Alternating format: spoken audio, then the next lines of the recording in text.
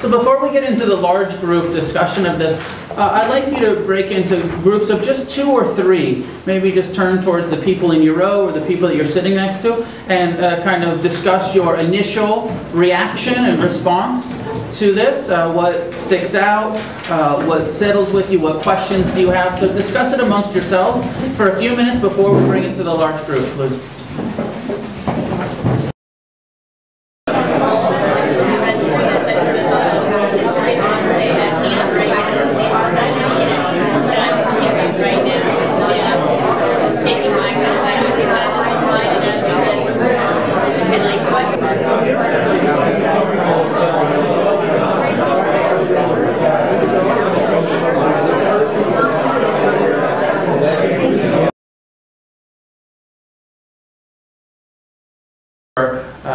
You know, the attachment to somebody than it is than to the attachment to a substance, or the kind of addiction to emotions, or is a little bit different, the languaging. But I think that the practices don't change all that much. But again, I haven't thought of it that much. I guess I'm in this way looking at it much more towards substance addiction. And that my hope is if this gets sussed out and developed, just like the 12 steps have then been applied and developed to Al-Anon's, that the same thing could happen, you know, with just some shifting perspectives of it. I guess it's too preliminary, and you know, I would like for something like this to be, you know, for all forms of addictive behaviors, and I think that we can do it, but it's so much easier if you're just talking about, because it's, you know, the issues are different on some level when it's food, or you know, where you can't have an abstinence-based model. Drugs and alcohol, abstinence. You can move towards abstinence. You can't stop eating. You probably aren't going to stop having relationships. So you can't really have abstinence from people. Well, you could maybe, but not really the goal. So I hope it gets developed in that way. Please, Trudy. Yeah, I'm just thinking out loud. I mean, in response to what you just said, by the way, I think it's beautiful. I really like it. It's really great. And of course, being a Buddhist practitioner, I really love it. But I'm speaking from the Al-Anon side of things, and maybe what you're saying, because you can absolutely abstain, makes it seem more black or white, either or. Because my experience in Al-Anon, now I was on the East Coast when I was in Al-Anon intensive care, so I don't know actually so much about it here in LA. But it wasn't very God-oriented or theistic. We didn't say the Lord's Prayer, which I think is a big obstacle. And we had a lot of people who talked about their higher power as being their Sangha. You know, there were a lot of Buddhists. I mean, so I didn't have that reaction in a way. So it may be just by definition, because you can't abstain from relationship and you can't abstain, that it has to be more nuanced. Do you know what? I don't know, I just was thinking of that when you were talking. Yeah. One of the thoughts, I don't know how much this applies, but one of the thoughts that just came to me was the sort of Al-Anon piece is a little bit like all Buddhist practice around pleasure and pain. You can't abstain. There is no abstinence, you know, right? The path is about ending suffering, not getting rid of pain. And so I think there's something there connected where no matter what, you're not going to escape the unpleasant experience of a human body and unpleasant emotions perhaps. But that there's a wise, a recovered potential, a wise way to meet the emotions and the sensations and the unpleasant and unpleasant experiences. You can't just stop. Well, if this continues, this wonderful effort of today, I'd be interested in working together with you on the Al-Anon piece. So, yes, yeah. Please. You know, Kevin was just saying it has to be a book. And he might be right. That something like this, you know, this is just such an outline. And and Santikara, both of them were saying, there's so many pieces that have to be sussed out, that have to be concretized on some level. This is how you do it. This is how it works. These are the practices to apply.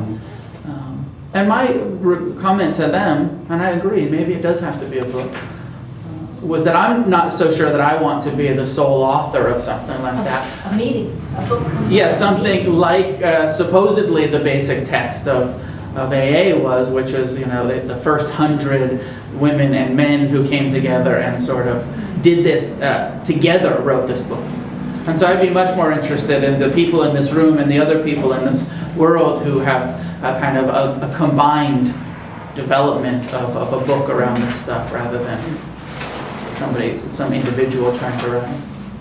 What I would offer, just from my own experience of being in substance recovery and behavior program, is the whole idea about the middle way between repressing and acting out, and that's what I've worked on in my behavior stuff. Is that there is a middle way between repressing and acting out, and I can be very specific. So that might be. That's nice. Yeah. Was there somewhere specific that it landed in the outline? I don't know. Okay. Maybe I'm reading it through. Okay. I would see that, but that's just what came up for me. And thinking about this, because I happen to be in both areas, the whole middle way idea has been extremely useful to me. Sure. In my Buddhist recovery. Good. I wanted to say from my experience in Al-Anon, Yeah. it actually is an abstinence program for me. It's an abstinence from that train of thought that evokes those emotions of attachment and suffering to an individual. So it is an abstinence program. Abstinence from, say it again, train of thought? From the train of thought, from the thinking center. It is a particular mode of thinking. It's thoughts that drop into my head. From feeding those type of... Exactly. There's also actions. You do have abstinent actions in Al-Anon, what to do and what not to do. and setting one's own bottom line behaviors, Yeah. rather than it being dictated. You have to get divorced from the alcoholic. That's not that. It's more kind of your own bottom line No, you have to behaviors. stop picking up after them and nagging them and fighting and whining. I mean, there's a lot of behavioral actions Yeah. that people get addicted to. In that sense, that even more, it's up to the individual and their mentor or whoever to really come up with what is their bottom line behavior in terms of Al-Anon or food addiction or sex addiction. Yeah. You asked where it would fit in here, the middle way? Yeah, The repression, acting out, continuum, just under one? Understanding, under view, or Yeah, understanding. understanding necessity of non-harming, harmful actions, often the three laps harming of oneself, harming others.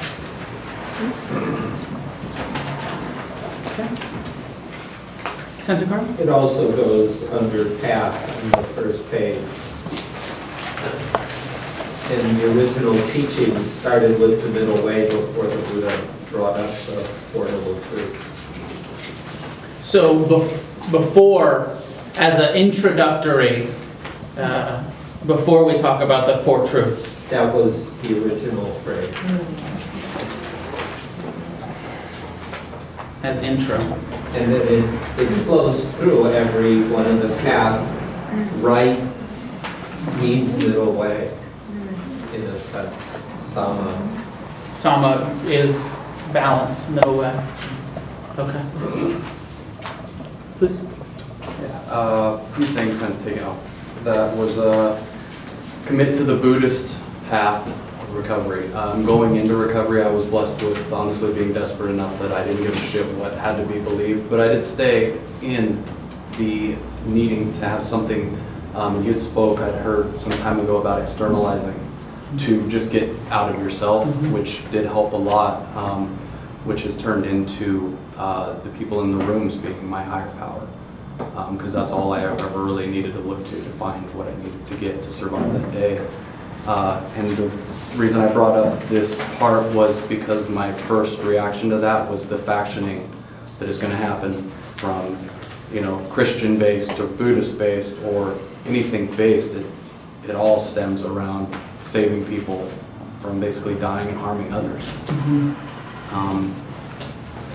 And the enormity of everything that is in here in just a few pages for a person walking in for their first meeting, committing to anything is going to be, I worry about them retracting, because an addict is they're gonna have any excuse. I mean, even years later, there's gonna be friction, or as my teacher says, that rub, that you're not gonna wanna do it because it's something you're feeling is being told that you have to do. Right. So something in the languaging, I'm not sure. I appreciate that. I'm not sure how to, maybe we could get away from that. Although I am really saying, no, this is a Buddhist approach. Yeah, no, totally. And so I'm okay with saying, like, you know, commit to the Buddhist, if you want to. You know, this is an open offering, but commit to the Buddhist practices. But I hear, I just worry it could be problematic. Because Yeah. I chair a first step meeting, and watching people coming in, it's shaky ground, Sure. very shaky ground. Maybe there is a way to language it, like the 12 steps are open-minded theism, to have sort of open-minded Buddhism languaging here, without turning it into just mindfulness-based, because I really want to include the Buddhist, all of the Buddhist teachings, and not just bring mindfulness. Very much so. I agree completely. Yeah, I agree that there's, yeah, please, Alex? This is types of this conversation about first coming into a meeting when you're newly sober, whatever that means, have been resonating in a lot of the groups that I've been working with. And some of the discussion has been about having graduated ways of approaching recovery. Yeah. For example, a person coming into a 12-step meeting needs the absolute basics. It's like somebody coming into a Buddhist training center and saying, how do I meditate? How do I sit? How do I, down to the basics? And then later, as time goes on, being able to have the confidence and the open-mindedness, if possible, to be able to look at other options instead of becoming stratified into one and not being able to go beyond it. I really think that this is very important, and I think it's where actually the 12 steps are quite wonderful, because it is progressive and linear. Do this, then do this, then do this, then do this, kind of on some level, and then do all of it, and then live it. But the Eightfold Path, I think we're going to run into a problem here, because it's not linear. And it's not do this, this, and this. It's all of this is what is to be developed. All of these spokes are to be developed, and not necessarily in any order. And this one supports this one, and this one supports this one. And so I'm not sure how to suss it out. I'm curious what your thoughts are about how do we suss that graduated training in this way.